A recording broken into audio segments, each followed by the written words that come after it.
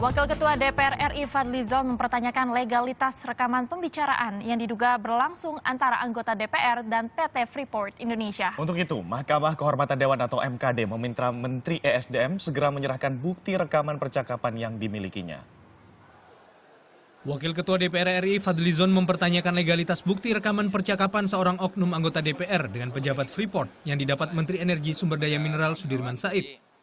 Fadli juga mempertanyakan maksud dan tujuan Menteri ESDM menuduh anggota DPR menggunakan nama Presiden dan Wakil Presiden untuk meminta saham dan investasi kepada PT Freeport Indonesia. Tindakan pidana, kalau ada orang sedang ngobrol-ngobrol, merekam, kemudian melaporkan.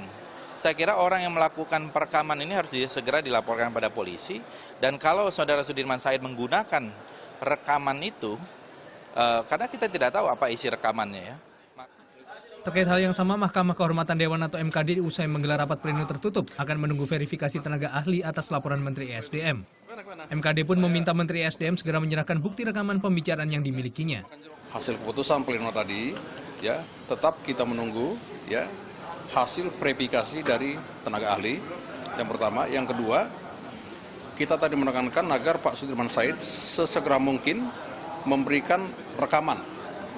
Ya, rekaman sesuai dengan transkrip yang kita terima tadi. MKD punya waktu 14 hari untuk melakukan verifikasi. MKD akan mencocokkan rekaman yang asli dengan transkrip sebanyak 3 lembar yang diberikan oleh Menteri ESDM. Setelah itu MKD akan memanggil oknum yang bersangkutan. Sebelumnya Senin pagi Menteri Energi Sumber Daya Mineral Sudirman Said melaporkan seorang oknum anggota DPR ke MKD di gedung DPR.